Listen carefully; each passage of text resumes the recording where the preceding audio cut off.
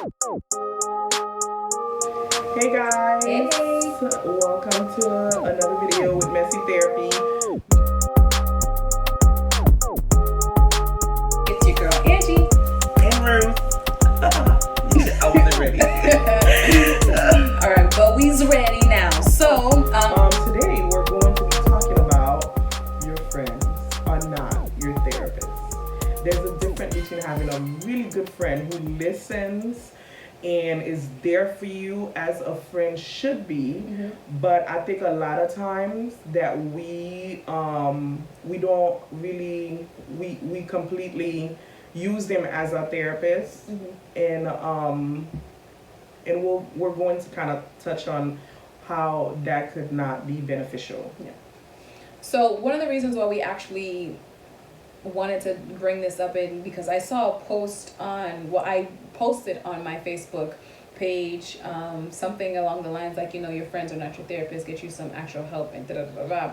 And there were people that commented and be like, well, you still not, you're still, well, does it count if your friend is actually a therapist and da da da da, well, you still da da da. And I just, sorry, I thought it would be great to actually bring that to the table to talk about it on Messy Therapy, because I know a lot of people that are just like, yo, like, why would I go to somebody who doesn't know me to tell me something about my life that you have no idea about? And it's just like, well, that's how beneficial it could be. Yeah. The truth is, like, if you speak to anyone who's actually a therapist, and if you ask 10 of them, I guarantee you 10 of them will say, like, we do not like it when we're not your therapist and we're friends and you use us as your therapist, because it's not beneficial to you. One, because you don't take us seriously. Oh my God. it's not. And another reason, we're also biased because we know, like, things. Because if you're our friend, we already know things about you that maybe a normal therapist wouldn't know, and it's just not. And we do it. Most of us who are therapists and we're seeing clients. If I work with my clients for 40 to 60 hours a week, I don't want to go ahead and do it with you as my friend. Like, I don't want that. I don't want it to, like, no, I don't want to be your therapist. Like, I want to be your friend. I don't want to be your therapist. Of course, I want to go out there and say, like, because we're therapists and we do it, like, and when we have a conversation with people, like, we might have certain insight naturally that other people will have. Like, of course, we don't mind, with certain situation to kind of, like, touch, to kind of be your sounding board. That's not what we're saying. But when we have someone that's constantly, like, you're not going to therapy and your sole purpose is that you're going to use us as your therapist, no, that's I think you're doing yourself a disservice, and I'm saying this as, like, a friend who, let's say if I was not a therapist, you're doing yourself a disservice if you're only coming to me because what I tell you sounds good and it kind of makes sense and it makes you feel good in the moment, but it doesn't actually ever help you to resolve anything in your life. It doesn't propel you to, because the way that we therapists are actually trained to just think and see things differently in your system, in your life, is completely different than your friend. Like, your friend just sees you, your life, and how it is, how it has been, and some of your patterns that you've seen, sure, and how you have dealt with things in the past, how you normally like to handle things. Okay, cool. But a therapist is not going to become biased and be like, well, because you're normally like, no, like, and the therapist is 10 times out of 10 are going to be brutally honest with you. Well, I don't know about other therapists.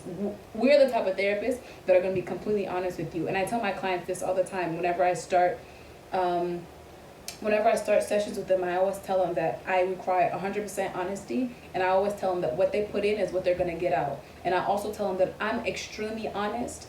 And if they do not want me to be honest, don't ask me certain questions, or don't share something, because I'm going to talk about it. If you say something, like, I'm gonna bring it up and be like, okay, so I noticed last week you said such and such and such, so have you thought about possibly da da da da da? And so your friends ain't gonna do that. Your friends are gonna try to care for your feelings. Your friends are gonna try to, care for your ego. Your friends are gonna try to care for your pride and be like, you know what, if I say that to her, she's just gonna be all mad. You know what, let me just keep my mouth shut. Oh, her therapist was, or her mom was right, but you know what, because da-da-da, oh, he always does this, and that's just how he is, and da-da-da-da, so I'm just gonna leave him the way he is, because that's how he likes to be, and what he says always goes. He says this is the type of person that no, no, it's not okay. It really is just not okay. And I think there's a difference between processing, like, of course you can discuss the same topics that you do in therapy that you do with your friends. But I think, like, okay, you talk about it and you process it, and I think it's great if you have a great friend that you could be honest and you do that with. But then what? Like, what do you do with it? So I think, like, you have a friend that could, listen to you, be a good listener. Maybe you have a friend who's blatantly honest. If I'm your friend, then you probably have that friend in me, because I tend to be very honest. Yeah. But and then what? Like what do you do with that? Some things you need to do more than process it. And I think a therapist can go ahead and offer that. So it's okay to have a best friend and a therapist. It's okay to have Jesus and a therapist, and for those of you who've been to therapy, you can, and you have a good friend, you can actually, like, see the difference and know exactly what we're talking about. Like, are we saying not to have friends? Are we saying not to vent to your friends? Absolutely not. That is not what we're saying. Continue to vent to your friend. Absolutely. Like, I think you are very blessed and very lucky if you have a friend that you can speak to so openly about it. But there's another step and another process. Or if you have a relationship that maybe you're that person who's continuously getting hurt in relationship, and you have that friend you're talking to about. So, like, your friend may be more amped to be like, man, forget them, and or maybe you have a friend who's honest, say, you know what, like, I'm starting to see a pattern on you, girl, but go to a therapist to find out why that keeps happening. Find out why it's the same thing in every relationship. Like, a therapist will get, like, and the truth is, even if your friend wanted to kind of help you process and help you, and I don't think it's fair to them that for them to get that role, they should be your friend and not be your friend in something else. Like, allow your friends to just be that, your friends, because then it is unfair to them. But two, also, like, just being able to process it and kind of, like, not fix and solve it, but there are certain things you're going through. Once you have an understanding of the broad picture of why you're going through it, what happened, that makes you can do something about it. Yeah, like, if you like, when you have, or sometimes you don't underestimate the power of understanding, because once you have understanding, you can then what your next move is. Like Angela said, that means you can either do something about it, you can choose not to, you can choose your next move instead of your next move just falling on your lap. You can think critically, you can do things critically, and you just understand yourself and why you do the things that why you've lived your life the way that you have, why your family is the way that it is, why you can't keep a job, why you can't keep a girl, or you keep dating from girl to girl to girl to girl, or you keep dating from guy to guy to guy, like certain things like that. Like, it's like the phrase knowledge is power. It's the same thing, because now you gain knowledge about yourself. You gain knowledge about your family. You gain knowledge about, like, your job. You gain knowledge about whatever is going on with you. Then you're able to have the power to do the next move. This is like me being like a devil's advocate, but how does a stranger gonna tell me and gain knowledge about me if that person don't even know me?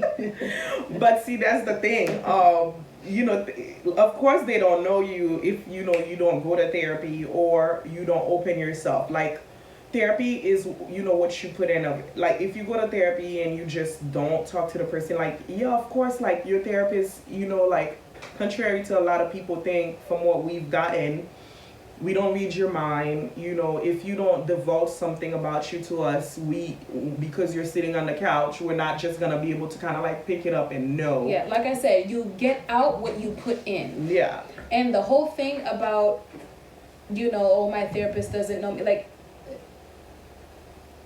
Your therapist, yes, does not know you because your therapist did not grow up with you in a home. Your therapist is not your best friend, your dad, your pastor or whatever, did not see you from this point in your life into that point. But whatever you share with your therapist, whatever you've allowed your therapist to know, the more you share, the more you open up. Like if you only share about this part of your life, then that is what the information that you that's have what given. you work on. That's what you work on.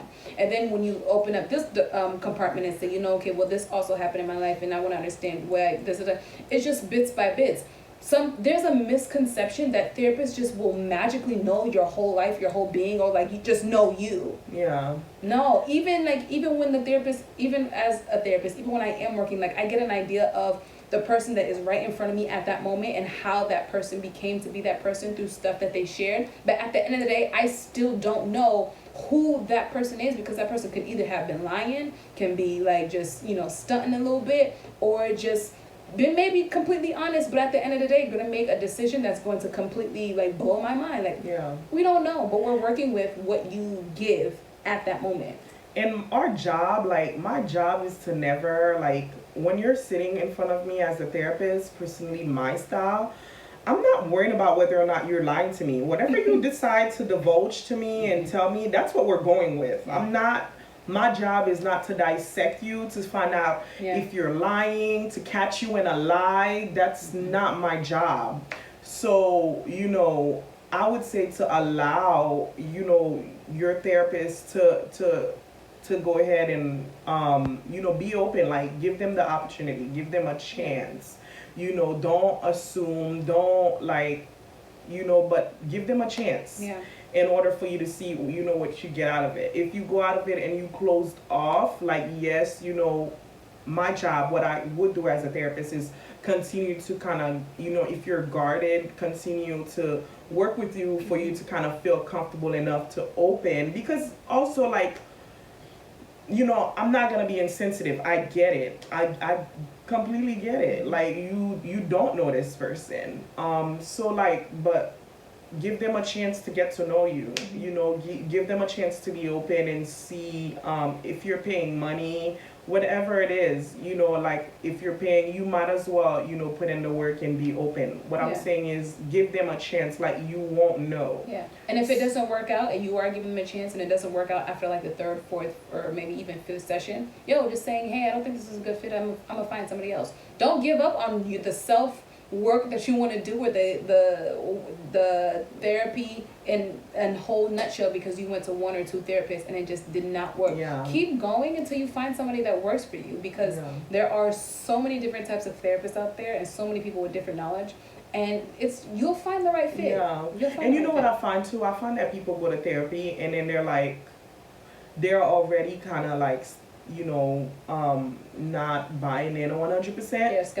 They're skeptical about it, and then it's like, because it didn't work out the first or the second session, they tell themselves, see, therapy didn't work. And it's kind of like they use that as their way to kind of like go out and not believe it or not, therapy. That was even me. I'm gonna be 100% honest. Like, even after I had finished my bachelor's degree, I got it in social work, and I was just like, I'm about to be a therapist out here, I'm about to be a social worker, let me go and get some therapy. So I tried therapy for the first time, years ago, I don't remember what year it was, and I went and went over I went to 2 sessions. This therapist, God forgive me, but she was terrible. And I don't know if it's because I was already a therapist and I'm looking at her like, so you're not gonna build rapport with me? Like, this is my first time ever in therapy, and you're not just, and I told you this is my first time, and I'm telling her all this stuff that happened in my life that was going on, that I was thinking about, and it was just bad. And I was like, you know what, if this is what y'all got out here, y'all need me. Like, so no, but and then I never went until years later, like probably 3 years after that. Like, I stopped going, but it didn't benefit me. Like, I was still like trying to figure out life, and I was in a tough spot, and a lot happened to me. But if I had kept pushing and trying to find a therapist, it probably wouldn't have happened to me. This is a very biased statement, but if you are seeking therapy, get you a marriage and family therapist. Seriously, because I'm both. I'm actually, you know, mental health, and I'm also like, you know, on the verge of officially being like a marriage and family therapist. And I am social work and marriage and family therapist. So we literally have it all right here. Yes. And we're both like get you a marriage and family therapist. Like, I understand, like, this isn't something to kind of put down anyone else. I do believe that in some, like, examples that a social worker would be best, especially if we're talking about someone who may be, as an example, a single mother who has a lot going on, and they needed resources. Like, they may need that person who, like, who's a social worker that's gonna come with, it's kind of like, how can you help me? Yeah, like, because it's like you're trying to help me over here, but I have so much going on over here, so these need to kind of like alleviate and decrease in order for you to reach me at a mental capacity. So I'm not knocking it down, but I really do, like, you know, I'm completely understand it's a biased statement, but I'm all for marriage and family therapy. You know, getting, you know, for someone, providing services for somebody. So like, that's what I refer people to. I don't tell people to come to me directly, but I'm like, once I find out you're looking for therapy, I'm like, I shoot them to my friends. Yeah, I'm like, get a marriage and family therapist. Like, shout out to Raven, who's a marriage and family therapist. If you're looking for a therapist, go to her. Like, she's great. Yeah, and Alicia. We have so many names. I'm not even going to start shouting our names because people will get but I know. I didn't say Alicia because she's not yet, I don't think she's able to provide therapy services yet. Oh. But Raven has a master's. But girl, we plugging you in, girl. So once you're ready, come on. Yes. But if you have any questions and you want to find out more about receiving therapeutic services, Psychology Today is a great place where you can go and look put in for your therapy. Insurance, put in do what your you're going research. For. You know what I mean? Do your research. Like, what I love about Psychology Today, although that's not the only site where you can look for a therapist, it's it tells you, like, you can read a little thing about me, about the person, and you can kind of, like, most of the time based on that little what's the word I'm looking for? I don't know. Based on that little story, you can get their vibe on what kind of therapist they are and how they talk and stuff like that. Like, you can see their pictures. You know, some people be like, you know, I don't like their picture. You know, like. And you have a number, you can just call them and then have a conversation. Have a conversation with them. Like, most therapists will have a phone call. Like, they won't give you a whole session. But they'll spend a few minutes on the phone with you. And know why you coming and you can get their vibe. Like, and go to a first session. They're also looking at you while you're looking at them. And if it's not a great fit, that is completely okay. We as therapists know that. Like, when I'm having a first session with somebody, I don't call them my client probably until after the third session is when I officially call them my client, because I know that it may take 1, 2, or 3 sessions for the person to be like, I'm feeling this. You know how many first time clients I have? And I don't take it personal because I know that, like, they may not have been a great fit for me, but I know that people are hesitant. And I do count it bravery for someone to, for someone to actually go to therapy. But right now with COVID going on, it's so much more easier because telehealth, you don't even have to leave the comfort of your own home. Pretty much, like, maybe 90% of therapists are offering telehealth services now. So you can, you don't even have to, like, drive and spend money on gas. You can literally have a session with somebody. You can call your insurance. If you call your insurance, every therapist they give you, you know that they take that insurance. So, do that. But if you have any questions or any concerns, or, you want to ask us about, you're hesitant about getting therapy and you want to speak to us for a few minutes, let us know. Let us know how we could help.